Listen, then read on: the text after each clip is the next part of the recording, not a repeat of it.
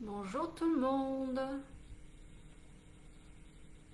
Il n'y a pas les commentaires, tout va bien. Ah, ça y est, ça arrive.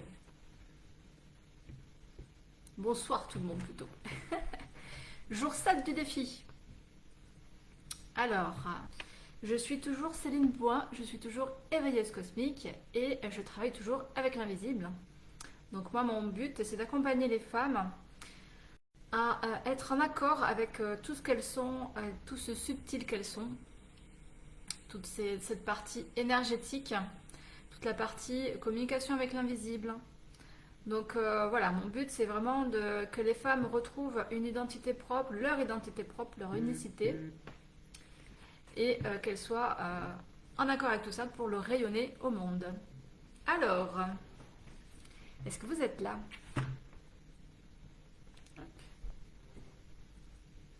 Donc j'avais envie de répondre à une question de Solène et puis qui rejoint aussi ce que j'ai fait aujourd'hui avec une cliente, donc c'est très très intéressant.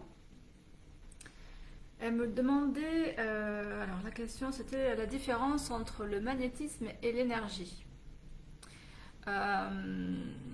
Fut un temps,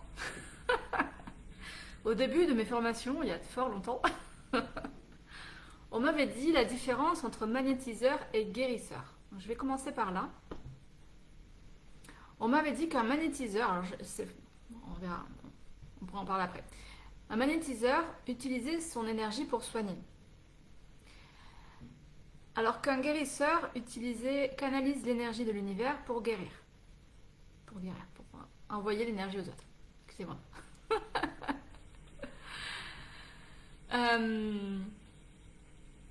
Ce qui est important de comprendre, c'est que si on utilise notre énergie quand on fait des soins énergétiques, bah, tout simplement on va se vider, donc c'est pas le but. Hein. C'est pas le but d'enlever son énergie. Le but c'est vraiment d'aller canaliser l'énergie de l'univers pour aller la transmettre à l'autre. Alors moi j'appelle ça la lumière.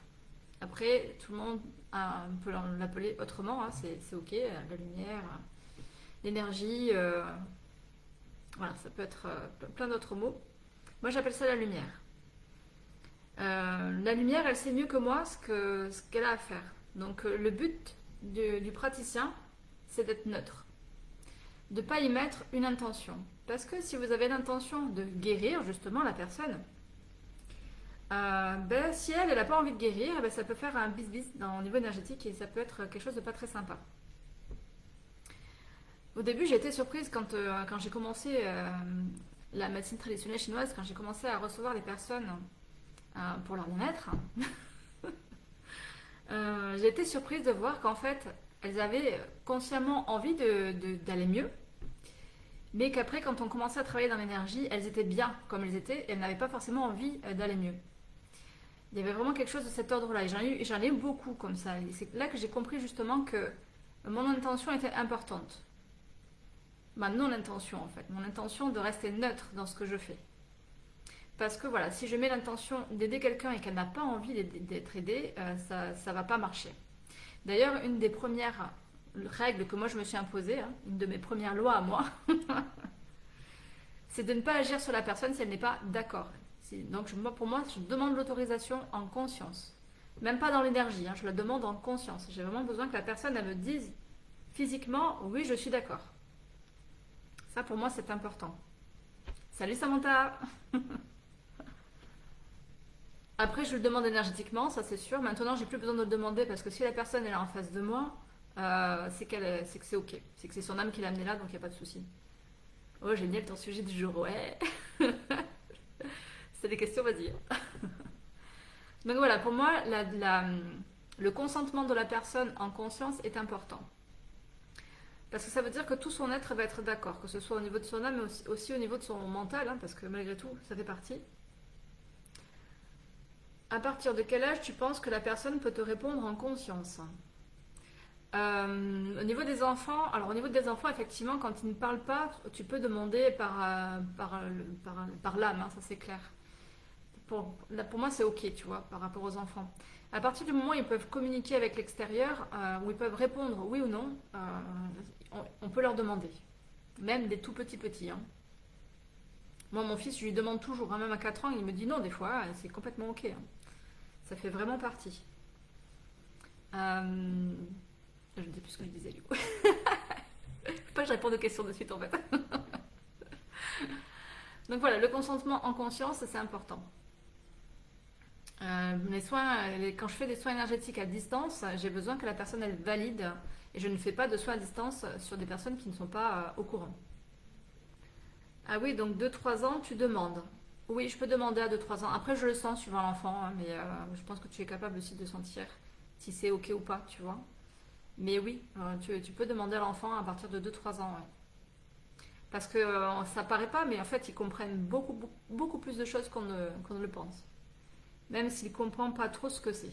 Oui, même s'il comprend pas trop ce que c'est. Ouais. Oui, oui, les enfants sont vraiment une ressource incroyable, quoi. Voilà, après, donc voilà, ça c'était la première chose. Le consentement, c'est impératif. Moi, c'est ma seule règle qui est vraiment, je ne dérogerai jamais. Si, pardon, j'ai dérogé une fois parce qu'on m'a demandé pendant la période Covid là qu'il y avait une personne âgée qui était rentrée à l'hôpital et on m'a demandé de lui faire un soin et là elle ne pouvait pas me répondre.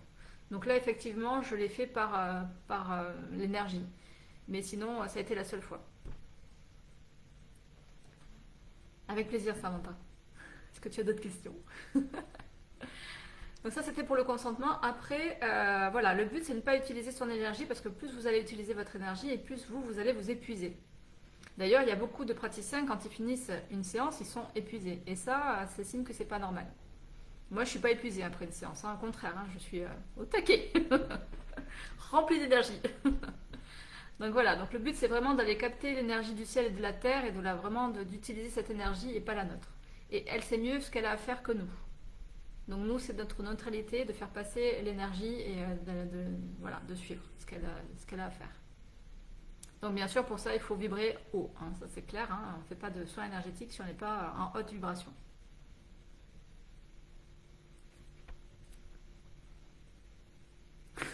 Moi aussi, je suis au taquet après, tu m'étonnes.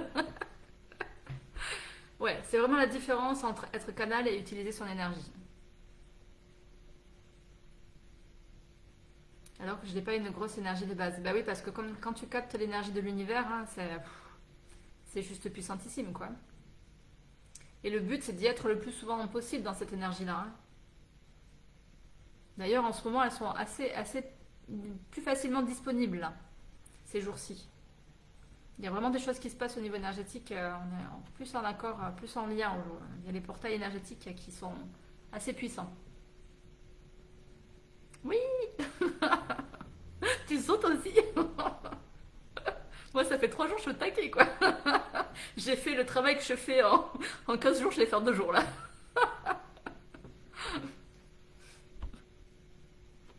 Alors, est-ce que vous avez d'autres questions? Est-ce que... Après, je peux partir dans les explications sur le chi du corps humain, hein. Tu viens de me faire penser que quand je me sens fatiguée, je devrais capter cette énergie. C'est ça, oui, tout à fait, hein. Ça, c'est ce que la maladie m'a appris, moi, hein. L'endométriose, ça a été vraiment un accélérateur de particules, comme je le dis, mais vraiment pour ça, dès que j'ai les douleurs, je suis obligée de me recalibrer, de me recharger en énergie, d'aller chercher les vibrations hautes, quoi. J'y avais jamais pensé. Ouais, c'était un peu trop facile, en fait. C'était un peu sous le nez. D'ailleurs, c'est pour ça que j'ai changé mon contexte aussi, tu vois, parce que ça me faisait trop baisser en vibration. Quand je rentrais dans l'entreprise où j'étais, où j'avais cette colère qui montait quand je voyais ce qui se passait, voilà, c'était pas possible pour moi de rester dans un contexte qui me baissait en énergie. Donc j'ai dû changer mon contexte aussi. Oui, grave, mort de rire. Parce que c'était sous ton nez, hein, c'est ça. Donc oui, cette énergie, elle est disponible, hein. Elle est disponible et elle est vraiment là pour nous. C'est ce qu'on fait avec Stéphane, hein. C'est pour ça que je file de... Va dormir, ouais. Tu n'oublies pas de méditer pour dormir. Ouais, bisous Samantha.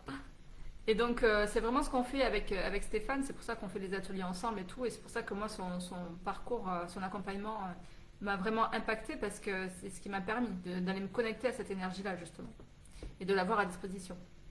Moi aussi je t'aime, gros bisous. Merci pour tous tes partages et tes enseignements. Avec joie, vraiment. Alors, je vois que vous êtes 4. Est-ce qu'il y a d'autres questions?